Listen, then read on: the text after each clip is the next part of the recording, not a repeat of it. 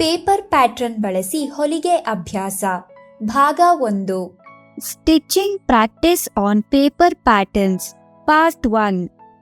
Paper pattern ಬಳಸಿ ಅಭ್ಯಾಸ ಮಾಡುವುದರಿಂದ ಹೊಲಿಗೆ ನಿಖರತೆ ಮತ್ತು ನಿಯಂತ್ರಣ ಸುಧಾರಿಸುತ್ತದೆ.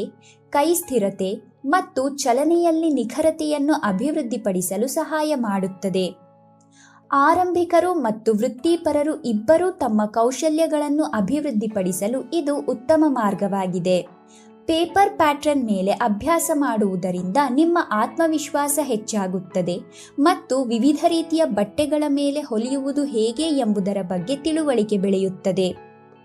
ಈ ಅಭ್ಯಾಸದಿಂದ ಮಷೀನ್ ಸೆಟ್ಟಿಂಗ್ ಬಗ್ಗೆ ನಿಮಗೆ ತಿಳಿಯುತ್ತದೆ. ಯೋಜನೆಗಳಲ್ಲಿ ಕೆಲಸ ಮಾಡುವಾಗ ತಪ್ಪುಗಳನ್ನು ಕಡಿಮೆ ಮಾಡಲು, ನಿಮ್ಮ ಕೆಲಸಕ್ಕೆ ವೃತ್ತಿಪರತೆ ಮತ್ತು ನಿಮ್ಮ ಕೆಲಸದ ಗುಣಮಟ್ಟವನ್ನು ಸುಧಾರಿಸಲು ಸಹಾಯ ಮಾಡುತ್ತದೆ.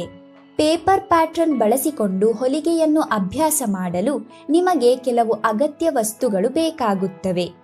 ಇದಕ್ಕೆ ಬೇಕಾದ ವಸ್ತುಗಳನ್ನು ಕೆಳಗೆ ಪಟ್ಟಿ ಮಾಡಲಾಗಿದ್ದು ಅವುಗಳ ಬಗ್ಗೆ ತಿಳಿದುಕೊಳ್ಳೋಣ. A4 ಅಥವಾ ಚಾರ್ಟ್ ಪೇಪರ್, ಪೆನ್ಸಿಲ್ ಮತ್ತು ಮುದ್ರಿತ ವಿನ್ಯಾಸ, ಹೊಲಿಗೆ ಯಂತ್ರ, ಸ್ಕೇಲ್ ಮತ್ತು ಪೆನ್ನು. ಪೇಪರ್ ಪ್ಯಾಟರ್ನ್ನಲ್ಲಿ ಹೊಲಿಯುವಾಗ ನೆನಪಿಟ್ಟುಕೊಳ್ಳಬೇಕಾದ ವಿಷಯಗಳು.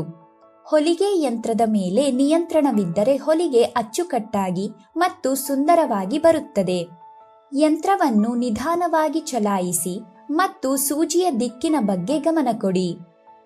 ಸೂಜಿಯನ್ನು ಸರಿಯಾಗಿ ಲೈನ್ ಮೇಲೆ ಚಲಿಸುವುದನ್ನು ನಿರಂತರವಾಗಿ ಅಭ್ಯಾಸ ಮಾಡಿ. ಪ್ರತಿ ಅಭ್ಯಾಸದ ನಂತರ ನೀವು ಮಾಡಿರುವ ಹೊಲಿಗೆಯನ್ನು ಎಚ್ಚರಿಕೆಯಿಂದ ಪರೀಕ್ಷಿಸಿ ಮತ್ತು ಎಲ್ಲೆಲ್ಲಿ ಸುಧಾರಣೆ ಅಗತ್ಯವಿದೆ ಗಮನಿಸಿ. ತಾಳ್ಮೆಯಿಂದಿರಿ ಮತ್ತು ನಿಮ್ಮ ಕೌಶಲ್ಯಗಳನ್ನು ಅಭಿವೃದ್ಧಿಪಡಿಸಲು ನಿಯಮಿತವಾಗಿ ಅಭ್ಯಾಸ ಮಾಡಿ. ಪೇಪರ್ ಪ್ಯಾಟರ್ನ್ನಲ್ಲಿ ಹೊಲಿಯುವುದನ್ನು ಹೇಗೆ ಅಭ್ಯಾಸ ಮಾಡುವುದು? ಮೊದಲು ಪೇಪರ್ ಪ್ಯಾಟರ್ನ್ ಮತ್ತು ಡಿಸೈನ್ ಅನ್ನು ಆಯ್ಕೆ ಮಾಡಿ. A4 ಅಥವಾ ಯಾವುದಾದರೂ ಪೇಪರ್ ತೆಗೆದುಕೊಳ್ಳಿ. ನಂತರ ಪೆನ್ಸಿಲ್ ಅಥವಾ ಮಾರ್ಕರ್ ಬಳಸಿ ಅದರ ಮೇಲೆ ನೇರ ರೇಖೆಗಳು, ಬಾಗಿದ ರೇಖೆಗಳು, ಜಿಗ್ಜ್ಯಾಗ್ ಪ್ಯಾಟರ್ನ್, ಚೌಕಗಳು, ತ್ರಿಕೋನಗಳು ಅಥವಾ ಇತರ ಆಕಾರಗಳ ವಿವಿಧ ವಿನ್ಯಾಸಗಳನ್ನು ಬಿಡಿಸಿ. ಪ್ರಾರಂಭದಲ್ಲಿ ಹೊಲಿಗೆ ಯಂತ್ರಕ್ಕೆ ದಾರ ಹಾಕದೆ ಅಭ್ಯಾಸ ಮಾಡಿ. ಹೊಲಿಗೆ ಯಂತ್ರದ ಸೆಟ್ಟಿಂಗ್ಗಳು ಯಂತ್ರದ ಪ್ರಕಾರ ಮತ್ತು ಮಾಡೆಲ್ ಅನ್ನು ಅವಲಂಬಿಸಿರುತ್ತದೆ. ಆದರೆ ಹೊಲಿಯುವಾಗ ನೆನಪಿಟ್ಟುಕೊಳ್ಳಬೇಕಾದ ಕೆಲವು ಸಾಮಾನ್ಯ ಸೆಟ್ಟಿಂಗ್ಗಳನ್ನು ಇಲ್ಲಿ ಕೊಡಲಾಗಿದೆ. ಪೇಪರ್ ಮೇಲೆ ಹೊಲಿಯುವುದು. ಸೂಜಿ ಮತ್ತು ಸೆಟ್ಟಿಂಗ್ ಸಲಹೆಗಳು.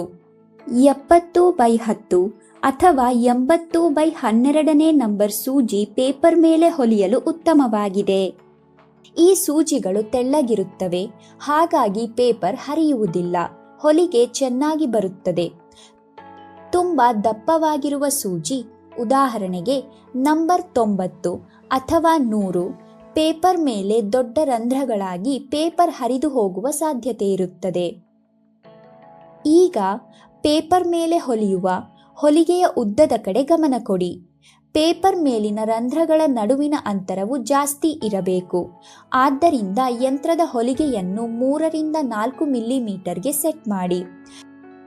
ರಂಧ್ರಗಳ ನಡುವಿನ ಅಂತರ ತುಂಬಾ ಕಡಿಮೆ ಇದ್ದರೆ ಪೇಪರ್ ಹರಿಯುವ ಸಾಧ್ಯತೆ ಇರುತ್ತದೆ. ಪೇಪರ್ ಮೇಲೆ ಹೊಲಿಯುವಾಗ ಸ್ಲೋ ಸ್ಪೀಡ್ನಲ್ಲಿ ಹೊಲಿಯಿರಿ. ಯಂತ್ರದ ವೇಗವನ್ನು ಕಡಿಮೆ ಇರಿಸುವುದರಿಂದ ಪೇಪರ್ ಹರಿಯುವುದನ್ನು ಮತ್ತು ಸೂಜಿ ಮುರಿಯುವುದನ್ನು ತಡೆಗಟ್ಟಬಹುದು. ಅಭ್ಯಾಸದ ನಂತರ ಪೇಪರ್ ಅನ್ನು ಎಚ್ಚರಿಕೆಯಿಂದ ಪರಿಶೀಲಿಸಿ. ಹೊಲಿಗೆಯ ನಂತರ ಪೇಪರ್ ಅನ್ನು ತೆಗೆದು ಸೂಜಿಯ ರಂಧ್ರಗಳು ರೇಖೆಯ ಮೇಲೆ ಇವೆಯೇ ಎಂದು ಪರಿಶೀಲಿಸಿ. ಸೂಜಿಯ ದಿಕ್ಕು ರೇಖೆಯಿಂದ ಹೊರಗಿದ್ದರೆ ಆ ಭಾಗದಲ್ಲಿ ಮತ್ತೆ ಅಭ್ಯಾಸ ಮಾಡಿ.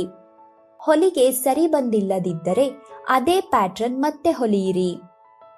ಸಾರಾಂಶ: ಈ ವಿಡಿಯೋದಲ್ಲಿ ಪೇಪರ್ ಪ್ಯಾಟರ್ನ್ ಮೇಲೆ ಹೊಲಿಗೆ ಅಭ್ಯಾಸ ಮಾಡುವುದರಿಂದ ಹೊಲಿಗೆ ನಿಖರತೆ, ನಿಯಂತ್ರಣ ಮತ್ತು ಆತ್ಮವಿಶ್ವಾಸವನ್ನು ಸುಧಾರಿಸಲು ಹೇಗೆ ಸಹಾಯ ಮಾಡುತ್ತದೆ ಎಂಬುದನ್ನು ನೀವು ಕಲಿತಿದ್ದೀರಿ.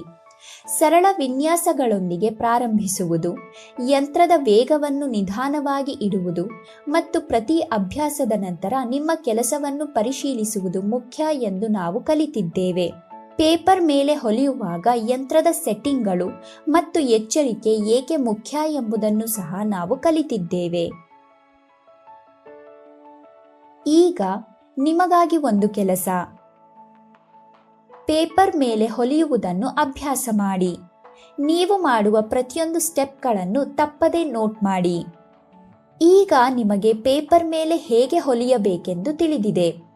ಪೇಪರ್ ಪ್ಯಾಟರ್ನ್ ಬಳಸಿ ಹೊಲಿಗೆ ಅಭ್ಯಾಸ ಭಾಗ 2. ಈ ವಿಡಿಯೋದಲ್ಲಿ ನಾವು ವಿಭಿನ್ನ ವಿನ್ಯಾಸಗಳು ಮತ್ತು ಆಕಾರಗಳಲ್ಲಿ ಹೊಲಿಯುವುದು ಹೇಗೆಂದು ಕಲಿಯೋಣ.